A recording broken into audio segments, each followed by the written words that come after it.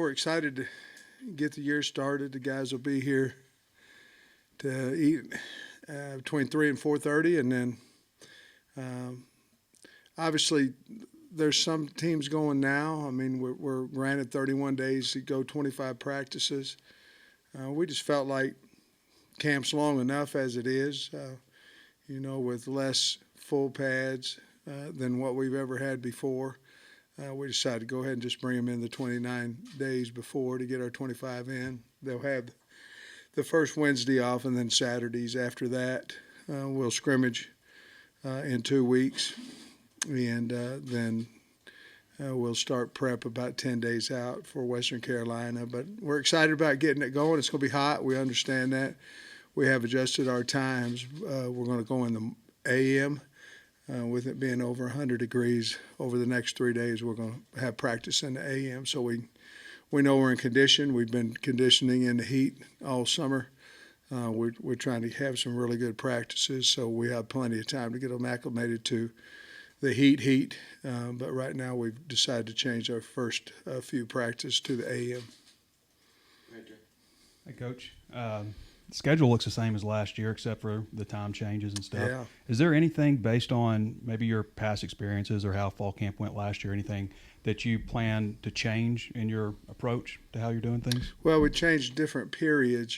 Certainly the emphasis that we had from last year, whether it be third down, whether it be short yardage, whether it be getting off the field on defense, our goal line package, our third play four versus two play three. Those things are in our practice schedule. We also have done a little bit of different with our ball security period. We're doing more bubble stuff. We're doing more half line pass. We're doing some things in that part of it, along with fastball starts. Trying to get our team a little more physical and trying to start that early in practice. With the addition of Coach Souders, we're not going to get him today, so I figured I'd ask you. Compared to, you may be better to ask, compared to how things were run last 8-week summer cycle, how are things different? What were some of the approaches that he made, and what was changed? Well, we lifted 5 days, which we didn't last year. In a lift day, there's always a condition part of it. Now there's emphasis on conditioning, team run, and things of that nature twice a week, but they run each and every day. But we went 5 weeks this year of lifting, where last summer we went 4. I think that the culture, the attitude of the team is outstanding, as good as it can be in this climate of portal and NIL. So we're obviously bigger, which has a lot to do with the nutritionists as well, but we're bigger. Our body fat count is down. So a lot of good things, positive things, and I just feel like our team, we pressed them pretty hard. It's hot, and we pressed them hard, and there was no bickering, anything of that nature. It was we don't want to repeat last year. If we're going to repeat any, we need to go back to 2 years ago. And so obviously we needed to change a few things. That's what we did. Following up on that, so when we talk to Ben, we'll ask him this too, but like individuals who really impressed, for instance, we saw Landon Jackson, he put on weight. I wonder if there's some other guys that kind of rose to the top from there was a lot of them. Hudson Clark, ended up gaining about 12 pounds this summer, which he needed to. We asked him to go in there and fill the hole on a running back, and he doesn't have enough, behind to fill it. And he's there. He just can't get him on the ground at times. So he's one that sticks out. Obviously, the D-line has done a really good job. Devin Manuel was thin, couldn't handle, hard to handle a bull at what he was in the spring, and now he's, I imagine he'll report about 308. I think it was 306 when he left. So, just a lot of positives. Lemmer squatted 700 pounds, things of that nature that just a really good overall program for all of them. I'd like for you to ask Ben. He would be able to rattle them off faster than me. At media days, we asked you about Well, you said that felt like your depth was better. Yeah. Where do you feel like maybe you increased your depth after spring? Places that you needed to have more depth. Well,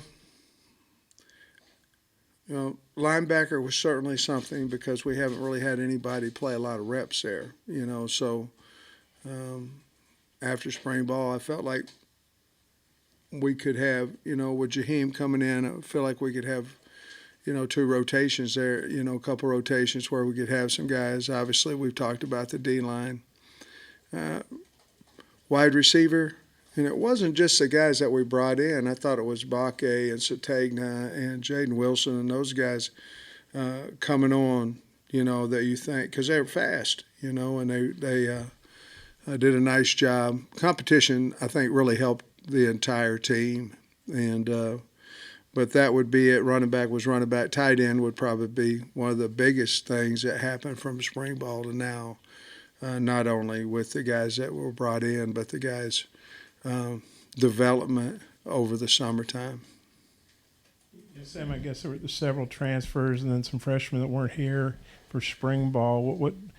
What have you heard about those guys over the summer? How anxious are you to see them on the field for the first time? Well, we've been able to work with them a little bit. The rules have changed a little bit, Bob. But, there's definitely, we're going to 2-spot our first 2 days at least. And we'll have 2 spots in more than just our first 2 days. But there's a reason for that. And we're going to divide it up, what we might think is our 1 depth chart and new guys. And basically, we've got to get Jaheim Thomas and Kevy Rose and whomever these guys are, Francis Sherman, those guys. We got to see those guys develop. So we'll probably go 2s and 3s on one field and 1s and 2s on the other, so we can get an early eye and often eye on the guys that weren't here at spring ball. Last year you opened up against Cincinnati, top 20 ranked team. Or top 25, and coming off a playoff appearance. This year you open up against an FCS team. No disrespect to Western Carolina, but do you approach camp differently when you're playing an FCS, opening with an FCS team versus a team coming off the playoffs? Well, I don't think so. I hope not. We're trying to approach camp on us, and us getting better.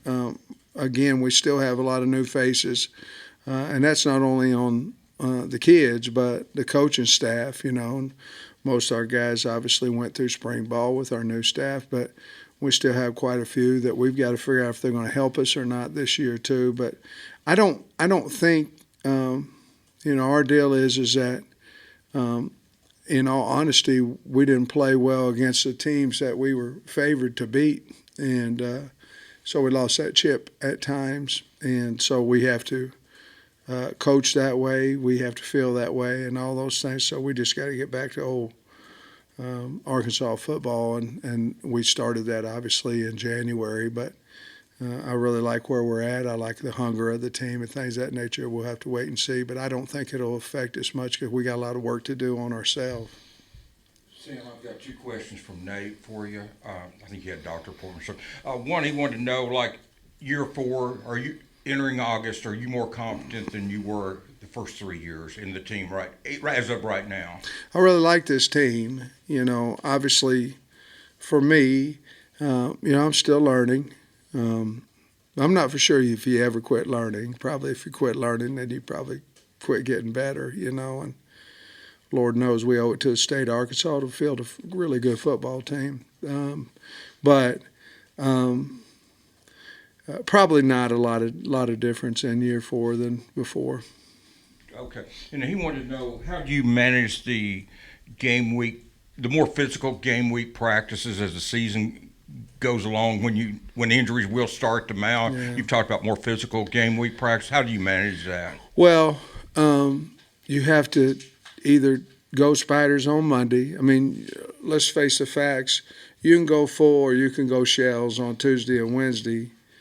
But it's the same thing. I mean, you're not tackling to the ground, so having those little knee things in there is not going to make a whole lot of difference if you're not tackling to the ground, which we don't. Now, we do a lot of good on good every single day but Thursday.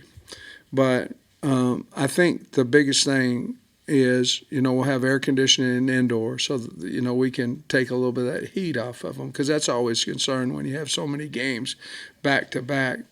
But what we'll do, if we feel like we've got a beat up team, we'll go spiders on Monday and then shells, and then spiders on Thursday. And that way we can kind of save them. Probably starting out the year, we'll probably go shells full, and we'll probably go spiders on Thursday, even at the beginning of the season. Okay, I got one quick question. Just the schedule, the way it's laid out, you've got some difficult road games there, especially early in the season, SEC. How important is it to take care of those 7 home games this year? How to win those? I mean, I know it's always important to win home games, but is it more important this year with the way the schedule's laid out? Yeah, it's a big deal for us. They ran bleachers the other day with the emphasis on our 7 opponents. That was a really good job by Ben and his staff. But no, I think winning at home, obviously there's a lot of things you don't have to do when you play at home, and it's travel and sleep in a different thing. Even though we're sleeping in a different area, even though home you go on a Friday night and don't stay in your house, but you're familiar with your surroundings and things of that nature. So it's a big deal for us. We're just going to try to win one at a time. I know that's coach speak, but that's really what we're doing. If we can, we can win and get better each week. I really like our schedule. I really do. It's different than playing 2 or 3 top 25 teams and all that. And we have high respect for who we're playing, but it's different. It gives us a chance, if we play well, to build up into something nice. But we've got to take it one at a time, and we know that. Coach, we've already had a couple of questions about the gains and weight the program's made this offseason. Did that take on any added emphasis, just going with with the new offense this year, not so high tempo and spread, but maybe getting back to some more physical offense? Yeah, I think obviously we led the nation in rushing and Power 5 a couple years back and things, so we've always tried to be physical and things of that nature. I think there's more emphasis on details. Certainly. Will be formationally will be quite a bit different. We were a lot of 11. That's just boom, boom, boom, boom, boom, because we were playing fast. We wanted to stay in that. A little bit of very slight amount of 20 personnel last year. I think you'll see the tight ends used a lot more this year than what before. But when you're a check offense, and we will do that at times, you're checking because you're saying this is the best look and we're better than you. I mean, guys that are in check offense is like we were at Georgia my entire time there. Sometimes we were, sometimes we weren't, but we believe that we were. And there's a lot of emphasis put on, the mind strong, and hopefully that makes us a more physical. But going into the off season with the weight room, that was obviously we knew Dan was different than what KB was, but we need to be more physical. And in all honesty, the most disappointing thing of last year was not between the 20s; it was inside both 20s on offense and situation football. And as good as we weren't very good on either one of those cases. Excuse me. Is this cold or hot, or it's just for looks? Paul likes some old Diet Coke, don't y'all? Boy, that was good. How long has that been sitting there? It's great. That'll be the last of that. Real quick, Coach. Coach Adams shared that you let him go see Jordan play, and on the eve of fall camp. Just what was that conversation like, and have you been paying attention at all to Jordan today? In his I MLB did. debut? I looked at him. I know he hadn't got a hit in his first 2 at bats, but life. We make, and not just football. We make a lot of things a little bit maybe more stressful, more important than maybe what they are. All I did was I adjusted what I was going to do with the coaches today as a full staff. So I went and I met with the coordinators, which they're here, and I was going to do that tomorrow, but I just adjusted my schedule so Deke and Alexis could go see him play. And and he'll be back tonight and be here tomorrow. And we're not going to make a mountain out of a molehill. A man called and asked, could he go see his son in his major league debut? And absolutely. Sam, what intrigues you about your offensive line entering camp, and I guess just what do you want to learn about Ooh. that group in the next I couple like weeks? Bo a lot. I like Brady. I like Braun. I like them all. But I knew a little bit more about Braun. He's played, 700 snaps or something over at Florida. Obviously, I think moving Bo to center is going to help us as a football team, and I know it's going to help him as a draftable offensive lineman. What we've got to do, in all honesty, we've got to make sure that our tackles are right. And I believe in both tackles that we have. I believe in further deep. I believe in Chamblee. I believe in Harris. I believe in Crawford. We got to find out who's going to help us win at tackle. We believe that Kudus is ultra talented, and Devin Manuel, and so we've got to find that. And to be honest with you, the next question is who's going to play. Who's the next center? So if it all works out the best, Brady Latham won't move to left tackle if something happened to the starter. He'll stay at left guard, and we'll plug one in. We won't make two moves for one loss. If something happens, Street or Amari Wiggins or somebody will go in there at center, so we don't have to move Kudus from right tackle to center. If we could get a true two deep, which we haven't been able to do since I've been here, and it's hard to do. You usually talk about 8 guys and they're rotating and all that kind of stuff. But man, one move turns out to be 2, and you really don't want to do that if you can. Scotty teeing me up there, but when you look at Brady and you look at Bo, what's the conversation with them and their experience to how they need to set the tone in that offensive line room? Well, I think both of them are more of do by example. They're not loud, not vocal. In other words, like Bo, you would think because he's so strong, but he's not. He's by example. Like I say, he squats 700 pounds. He's strong and works his tail off. So those guys they don't say a lot unless something's wrong, and then they'll fix it really fast. But, this is their last go-round. I think they're looking to, they've been in a comfort zone a little bit because the guys on their left, guys on their right. They knew Ricky being here between the two of them and all that kind of stuff. It's their time now, and I think they're going to embrace it, and I think they'll have fun with it. We know how much Dan Enos likes to use those tight ends, and so do you feel comfortable with the guys that you have in that room to fill those holes and execute that tight end position? That was somebody's question. I think it might have been yours. That's the one. That's a position, or it might have been, I don't know whose question it was, but that's the thing. The tight ends. How are we going to be serviceable? Are we going to be pretty good? Are we going to highlight them? And I don't know what the answer is yet, but boy, they can run, they can catch, and they are bigger and more physical than we've had at that position.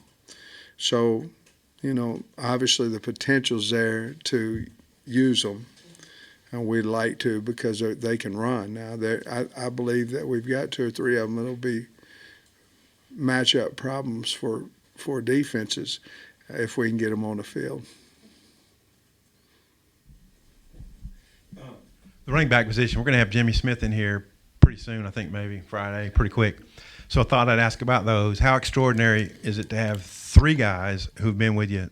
This will be their 3rd year at the position, and then Dubinion will be his 2nd, to have that kind of depth at that position. And then what have you seen of Isaiah from summertime since he's gotten here? Yeah, a good coach keeps his players out of my office. That's what happens. And they come in to visit, but it's not, hey, Jimmy does a great job. They respect him. Obviously, we haven't gone in the portal there, so that means that, 2 things to me. 1, we're recruiting really well there, and 2, there's not conflicts in there. which there could be because you've got some good players in there. Damo now I believe is going in year 4 with us, and Rocket and AJ is 3, and I know what you meant by 3 because Damo didn't play last year, but with R-Dub, and R-Dub was, I think he was offensive MVP of the bowl game and all kinds of stuff. So I just think we're very talented in there, and all of them had really. R-Dub had his best summer by far. He's in shape. There's power of being in shape. It's powerful. It feels a lot of confidence, being in shape, and he's in good shape. So, and then Isaiah, he's big, can run. I like him. I don't know how fast he's picking up things, smart, but he's a big, good-looking kid now that can run. And so we'll see if we can't get him in there. But, right now we've got a whole lot of guys need a lot of touches, especially with Damo coming back. Damo's bigger, a little bigger than what he has been before, so we'll see what kind of shape he's in. In your own mind, what are the biggest questions you want to answer during this camp? I think you've touched on a couple already, Yeah, but what kind those of comes things to I mind? talked about in the tight end room, those things I talked about O-line wise.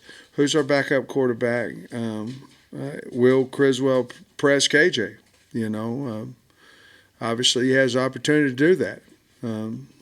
Everybody has the opportunity to press somebody. Defensively, is the D-line what I think it can be? And then where are we going at linebacker? I think we have the people on defense at corner, but we've got to figure out who our top 5 guys are and where they're going to help us win the fastest. I know this is going to sound silly, but I think we're a little more deeper at corner than we are at safety. And so when and who are they better than the safeties we have back there? I don't know. We've got to figure that out. Are we going to move a corner to safety?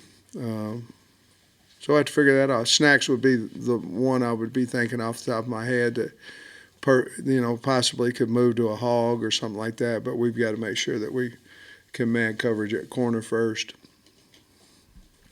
I was going to ask that question, but you covered it pretty much, Coach. I got you at 9 seniors on the defensive line, and I know there's 4 categories of seniors, super seniors, and all that stuff now. But you're talking about guys that are 22, 23. I think a couple of these guys are going to be 24. Have you ever been a part of something like that? I mean, it's a different landscape now, but what does that mean to have such older veteran players up front? Yeah, it's big. With those guys electing to come back, and then I think even after this year, it's going to be big to see who we can keep back for their +1 year. But I think, when you recruit to a 3-down line, it's hard to get too deep at 8 guys. But somehow Deke's done that, and we feel really good about our 2 deep, and they're, like you say, they're older, and certainly feel good about our transfers that came in. You can do 120 this year, right? 120, yeah. What is the But reason? that's it. Yeah. What's the reason that they moved to that, and you still expecting everybody? What are some benefits that maybe you can do with 120 versus 110? Well, 120 allow you to 2-spot without having to double up guys. The only problem we're at depth chart wise right now is offensive line. Now we have 20, but if one gets nicked up, then you're going to have split extra reps with somebody or somebodies. The rest of the depth chart looks, I think, pretty good to be able to 2-spot. That's the biggest thing for me, especially in this day and time where you've got so many new guys that came in June. We've got one that coming in today, tomorrow, So that's the biggest thing. And I think they needed to do that so you could, you can't evaluate a guy taking a mental rep. You also can't beat nobody out taking a mental rep, So you have to get out there, and that would be the biggest advantage to me on that. But, you can only carry 120 once school starts as well. So we carried 125 this summer. You said at SEC Media Days that everybody's healthy. I know in spring we were looking at a bunch of Yeah. guys banging on tractor tires and stuff on the side, Yeah. doing ropes. You still expecting everybody except for Quincy? Terry Wells would be one that is going to be out for a while. He tore his pec, and man, he's had some bad luck. But Terry would be one, so we just activate somebody else. But that would be one, and then I think the rest of them. Now there'll be some on kind of like Damo. We're not just going to run him out there and let him do everything. I mean, he'll be at every position drill, every team. He just won't take as many reps as what he might later early. But other than that, we should go out there, and Dave should be over there by himself, not doing anything, at least for a while. These 4 DBs, Al Walcott, Singletary, Keon Stewart, Braithwaite. I know Walcott was here, but where will they be position-wise, and what might you expect of those 4 guys? All right, so you talked about Al. He'll probably be at the boundary safety. You talked about Keon Stewart. He'll probably be at the field corner. Singletary will probably, I don't know, he'll either be at the boundary or field corner. And then who else? Braithwaite. He'll be at the hog position. And that's kind of It's kind of a Sam Willie linebacker removed. A guy who can tackle and a guy who can cover. who else is at that spot? Let me see here, hog. Let me see who all's at the hog on this list. I don't want to tell you wrong. Jalen Lewis, Brathwaite, Jabray Shaw, Dallas Young, and Snelling. Those will be the guys at that position to start the first day. Coach, you talked about linebacker being a position you want to see someone or just see stuff from. Jaheim Thomas from Cincinnati, I guess we haven't really talked about him. We didn't see him in the spring. What have you seen from him this summer? Long, can run. Obviously, we played against him last year, saw him on tape. Athletic. We like him. I think he's going to be a good player for us. Obviously he played a lot of ball for Cincinnati, so we saw that there, and we saw exactly what we thought we would on tape. You said something earlier about the players running the bleachers with their 7 home opponents in mind. Can you elaborate on what that looked like? Oh, they just ran. They did a whole bunch of stuff. It was a fourth quarter deal, and they was over in each corner and stations, and then they went in for second quarter and they ran time sprints, and then they went back in different stations, and then the last quarter they went to into the stands and ran 7 for each team that were playing, and then came back down and ran. It had a minute and a half the first one, then 2 minutes between the other two, get back down and start back again. And that decision to have your players do their conditioning in the heat of the day this summer, can you take us through your thought process into that? Well, we have to get tough. I mean, there's a lot to be said about mental toughness too, and we got to get tough now. And you can go in the morning, you can go in the afternoon, you can go at night. And we just elected that we want to put them in the hardest situation we possibly could. Talked about Thomas. He asked you about Thomas a little bit. We saw a little bit of a 4-3 kind of look. Is he a guy that you would envision? It looked like you were using bigger linebackers on that outside spot. Is he a guy you'd envision kind of maybe working in that role? He is. Yeah, he absolutely is. People go real big on us, which not many people do anymore, but if people go real big on us, him, Manny Powell, bigger guys could go in there and basically play that Sam or Willie in the box for us. Rocket's listed at 242, I think. Yeah. You like that weight on him? Can't do nothing about it. You'd have to cut skin. I mean, you pinch him and nothing moves.